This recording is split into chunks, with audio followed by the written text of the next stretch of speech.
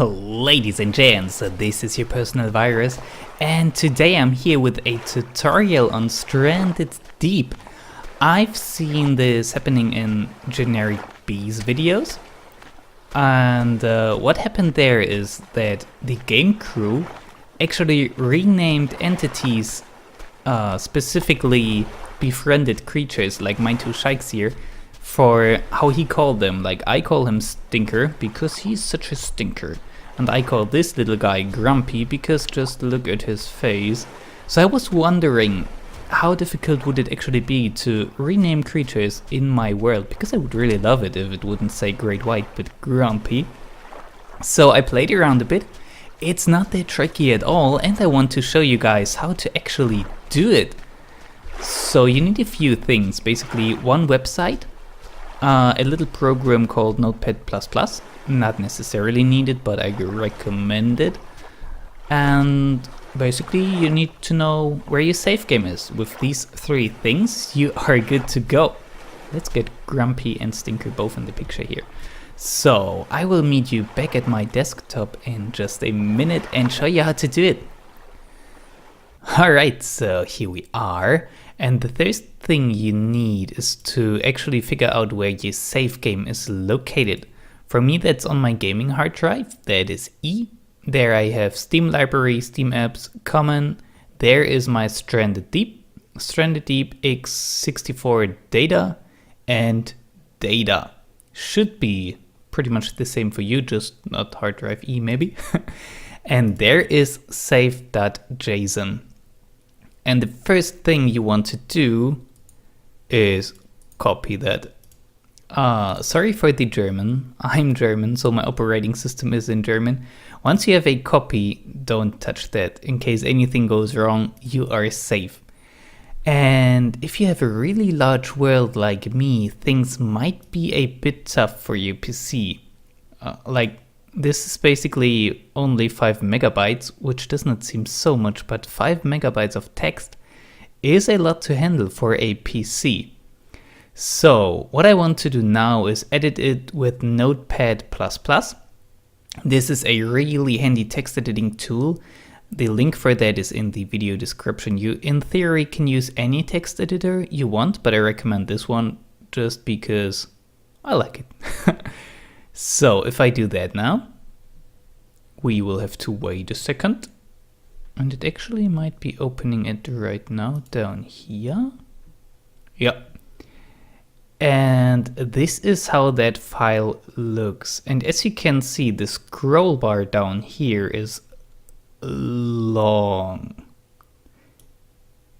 And yeah, if I scroll, there's loads of things. So after you installed Notepad++, what I would recommend you don't need to do that, but I recommend it, is go to Extensions. Now you have a little German lesson as well. Erweiterungen is the German word for extensions. You go to Plugin Manager, Show Plugin Manager, scroll down to G, and I can't see it since I already have it installed. The plugin you should install for this is the JSON viewer. Once you have that, what you can do is hit Ctrl A to select everything, go to Extensions, JSON viewer, format JSON, or use that shortcut. Once again, it'll take a while, and then you will actually have kinda readable information. For those of you who are wondering and don't know, JSON is pretty much the Java equivalent to XML. And if none of that is any term to you, then never mind, it's not important. This is basically any information, every information about your world. Here's your world seed, in case you ever need that. Here is your player position. You could, in theory, teleport yourself around with that. And what is interesting for us is the nodes section. Each node is basically a biome. Like you can see, my very first node is a bottomless biome. Biome bottomless. It's fully generated, true. Some additional information where it actually is. And what we need are the objects in this biome. this is a list of anything that is in there. And as you can see, the very first thing is, of course, a great white shark. And if I click the opening brace after such an object, it's not like this is JSON now. JSON objects start with something in braces, not braces, these high, oh, I don't know the word, this thing. This is the first part of a JSON object. Then there is that dot, and there is either another thing in these commas, upper, I don't know, in these things, or it is a list of things like we have here. But really it's not important. What I wanted to show you is, if you want to see where such an object starts, just click behind that brace and you'll see that red line. This is very helpful as orientation.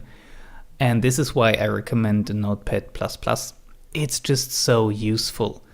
So what we want to do now is actually go to our browser. My web browser is here. And I don't want to show you my Facebook page. I want to show you this page. It is sd.etilton.info, link in the video description. And this is a very interesting stranded deep file decryptor, you could say. You can also cheat with it, but I wouldn't recommend that. You click on load save file, go once again to the folder where you have your save file, select your save file and click on open. It'll load for a second, and then you have, here you could cheat, spawn items. You have information about my game here. I could actually do some things that I remove existing sharks. That's so cheating. Did not know you could do that. Information about your player, and what's interesting to us is the map. Here you can actually see, let me scroll down a bit. This is my map, and I've traveled long ways to find a sea fort, purple sea fort. Let's scroll in as far as we can. And what have I done now? I selected something. And the purple dot is your player. And why are we doing this? You have, especially if your world is large like mine, I have hundreds and hundreds of sharks in this game. For example, if I want to rename a shark, finding that one, almost impossible. But if I know where my player is, I can right click here, zip, and it gives me the actual node, like the biome. So this is biome 99. This is what I will need. So I will copy that, which I can't do, so I'm using Control-C. I'm going back to Notepad++, scrolling all the way up just to make sure I don't miss it. I am almost all the way up. Then I hit Control and F, which is searching. Oh, that actually opens on my second screen, sorry. This is how it looks. And I hit Control-V, because, just to not confuse you too much, brace 99 brace node. This is what I'm searching for here now. Enter that here and I click on search. Sorry for the German. And here I now have this biome in which I am in. And in this biome I have every object, and like, will I skip? No, let's actually, if you don't know what you want, like if you have no idea, you would actually have to go through each object. Like my first object is a shipwreck, and I don't know why every object has clone in its name. Really, any object has that. Don't know, must be by design. If I don't want that shipwreck, I click behind that brace. Red line indicates when the next object starts. Here I have a rowboat, also don't want that. So I scroll further down, shipwreck, no, I don't want that, shipwreck, no, I don't want that. This red line is really helpful. Shipwreck, nah, palm tree, nah. So I would go through all of that if I had no idea what I'm actually looking for. But since I know that I'm looking for a shark, I could just hit shark here, click on that button. I believe it's just search in English. Like it's the upmost button, and it will now show me the next shark, the very first shark actually, in this biome. It is a tiger shark, and this here, I found it out by trying around. This is a living tiger shark. Maybe there information about whether it's living or not further down in all this mess here. Let's click behind so we can see. Yeah, loads of information to a crab home. That's cute. Getting distracted. Loads of information about such a shark. And if you want a befriended tiger shark, like I want right now, I stored that for me here. It is, I'll put that in the video description. Basically, you could search for shark underscore ragdoll. I will copy that. I will now paste it here and search for the next thing. So this is entity number 122. It's a tiger shark. It's a tiger shark ragdoll. And that thing has a display name. It says tiger shark. I want to change that to Stinker, because my tiger shark who is befriended, ragdoll, is called Stinker. Now I also have a great white shark, and maybe it's actually the next entity? No, the next entity is a foundation for a raft. So shark great white ragdoll is what you need if you're looking for a great white that is befriended. This is entity number 137 for me. And I will change his display name to Grumpy. There we go. Now I hit save, and I feel safe because I have a backup of my save game. And if I go back into the game now, we have Grumpy and Stinker. I bet. All right, loading. Loading. Okay, looking good. Game did not crash. There are my two friends.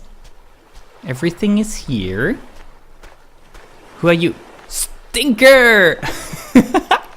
We have Stinker. And who are you, you grumpy looking guy? It's Grumpy! I really find it hilarious. And I think it's not too difficult to do. So if you want to try it yourself, make sure you always make a backup of your save game.